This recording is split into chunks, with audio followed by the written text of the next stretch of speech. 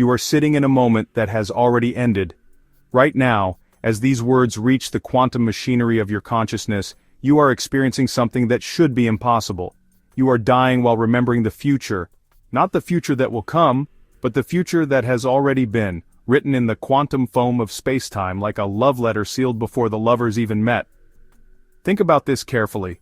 Every photon of light that carries these words to your eyes began its journey in the past, but by the time it reaches you, it carries information about events that haven't happened yet from its perspective. The light remembers tomorrow while you remember yesterday, and somewhere in between, in the impossibly thin slice of now, you both meet in a collision that destroys the very concept of linear time. Your brain is a time machine, but not in the way science fiction promised. It doesn't move you through time. It moves time through you. Every memory you hold is a future you've already lived, encoded in neural pathways that fire in patterns your future self has already forgotten.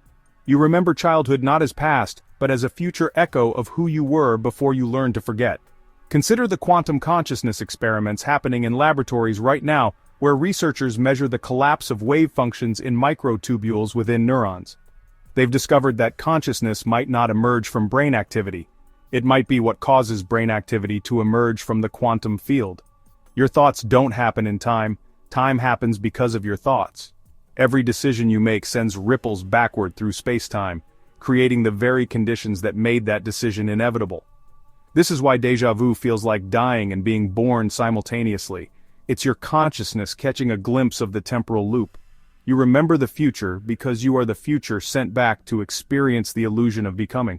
The universe dreams you into existence and you dream the universe into remembering what it never forgot. But here's where the paradox becomes personal, where cosmic physics becomes intimate terror. If you are dying while remembering the future, then every person you've ever loved exists in a temporal state that defies causality. Your mother's voice calling your name when you were 7 years old. That sound still propagates through space-time, carrying the intention and care of a moment that technically no longer exists. But quantum mechanics tells us that information cannot be destroyed. Every "I love you" ever whispered continues to exist in the universal wave function, accessible to consciousness, that knows how to tune into the right frequency of remembered futures. The dying happens slowly, then all at once, then slowly again. Each breath you take replaces atoms that were part of stars, part of other people, part of the cosmic dust that remembers when galaxies were young. You breathe in the past and exhale the future. While your consciousness remains suspended in the eternal dying of the present moment, time doesn't flow through you. You flow through time like water through a sieve, keeping only the drops that remember how to fall upward. Scientists studying the many worlds interpretation have calculated that every decision creates approximately 10 to the 23rd parallel branches of reality. In most of those branches, a version of you is reading these words for the first time. The paradox of remembering the future becomes the paradox of being all possible versions of yourself simultaneously, while only experiencing the narrow slice of existence where you forgot that multiplicity. Every night when you sleep, you practice dying while your dreams remember futures that will never happen. Every morning when you wake, you practice being born while your subconscious forgets the eternal truths your sleeping mind discovered. The universe doesn't move forward through time. It remembers itself into complexity. Each moment a memory of cosmic futures already experienced in dimensions we can't perceive. You are not moving toward death. Death is moving toward you from all possible directions, and memory is the only shield consciousness has against the terror of nonlinear existence.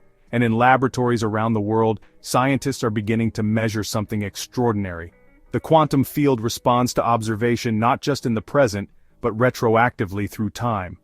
Light travels at the speed of memory, and memory travels at the speed of forgetting. The photons hitting your eyes right now left their sources believing in a version of you that may no longer exist. But by the time they arrive, you have already changed, already died a little, already become someone those photons were never meant to illuminate. This is the loneliest truth in physics. Light is always speaking to ghosts. But the paradox deepens when you realize that light doesn't experience time.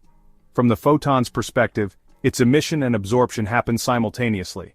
Consider the cosmic microwave background radiation, the afterglow of the Big Bang still streaming through space. These photons have been traveling for 13.8 billion years, carrying the memory of the universe when it was only 380,000 years old. The stars you see at night died millions of years ago, but their light still thinks they're burning. The light from Betelgeuse, that red giant on Orion's shoulder, may have already exploded in a supernova, but its final photons haven't reached us yet. Your eyes are archaeological instruments piecing together the history of light from objects separated by impossible distances and impossible time. Every photon tells a story of when and where it was born.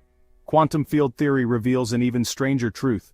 Virtual photons pop in and out of existence in the vacuum of space, carrying information between particles instantaneously, regardless of distance. Your neurons fire by exchanging photons across synaptic gaps. Every thought you think is literally made of light, of electromagnetic radiation, bouncing between cells at speeds that make consciousness possible. The present moment is a funeral for time itself, and you are both the mourner and the mourned. Neuroscience has measured this delay with cruel precision. It takes approximately 350 milliseconds for your brain to construct conscious awareness from sensory input. That third of a second is an eternity in the quantum realm, where particles make billions of decisions, where possibilities collapse into actualities, where the universe writes and rewrites the laws of physics faster than consciousness can read them. You experience reality like watching a movie with the audio slightly out of sync, forever chasing the synchronization between what is and what you think is. You don't just live in the past. You are the past.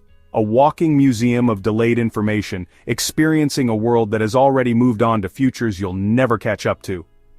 Consider the quantum measurement problem where the act of observation collapses probability waves into definite states.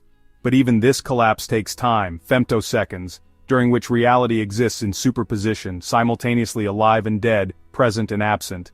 Einstein's relativity compounds the temporal paradox. Simultaneity is relative to the observer. What you experience as now exists in a different temporal framework for every other conscious being in the universe. The present moment died before you could experience it, because there is no present moment, only billions of private nows, each slightly out of phase with the others, each dying at its own unique rate. The vacuum of space is not empty, but filled with virtual particles that pop in and out of existence at timescales shorter than measurement. The present moment is built on a foundation of presence that lived and died billions of times before your neurons could fire once. The arrow of time moves forward because entropy increases, because order decays into disorder, because information disperses through the cosmic system. But consciousness seems to flow backward through this process, always reconstructing meaning from scattered data, always trying to resurrect coherence from chaos. You live in the present by remembering the past and predicting the future, but the present itself, the knife edge between was and will be, slices through existence too quickly for experience to register.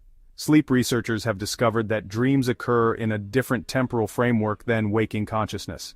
During REM sleep, your brain processes a full night's worth of dream narrative in bursts that last only minutes. If the present moment died before you could experience it, what exactly are you experiencing? The delayed past, the anticipated future, or something else entirely? A temporal phantom. The ghost of presence that haunts the intersection between memory and prediction. The cosmic microwave background radiation carries the echo of the universe's first present moment. The moment when atoms formed and light could travel freely through space. And in the quantum realm, particles exist in superposition until observed, suggesting that reality itself has no definite present until consciousness forces it to choose. You don't miss the present. You murder it with awareness, collapsing infinite possibility into finite actuality. Time dilation effects from special relativity mean that the present moment dies at different rates depending on your speed and gravitational field. Time itself is mortal, and its mortality rate varies with your relationship to mass and velocity. You close your eyes tonight, and somewhere in the quantum foam of space-time, your last breath is already traveling backward, rippling through the cosmic web like a stone thrown into a pond that somehow creates the water it disturbs. Every atom in your body was forged in the nuclear furnace of a dying star. But here's what they don't tell you in the textbooks. Those atoms carry the memory of their deaths. When you breathe, you're inhaling the last exhalations of suns that died billions of years ago. When your heart beats, it's keeping time with the final pulses of neutron stars spinning themselves into oblivion. Every cell division in your body is simultaneously an act of creation and destruction. New life emerging from the controlled death of the old. a biological echo of the cosmic cycle that governs everything from quantum particles to galactic clusters. Consider the mathematics of decay. Radioactive elements don't die randomly. They follow precise probability curves, each atom carrying within itself the exact moment of its transformation. But quantum mechanics tells us something more unsettling. That moment exists in superposition until observed. Which means every unstable atom in your body is simultaneously alive and dead, waiting for consciousness itself to collapse the wave function and choose its fate. You are not dying gradually. You are continuously being reborn from your own quantum ashes. That moment when you first opened your eyes as a newborn, it was shaped by the quantum shadow of your death. The wave function of your ending already beginning to collapse the infinite possibilities of your life into the singular path you would walk. The atoms that make up your body right now have died before. The calcium in your teeth once helped a Tyrannosaurus Rex hunt prey 70 million years ago. The iron in your blood once pulsed through the veins of creatures that crawled from primordial seas. You are not one life moving toward one death.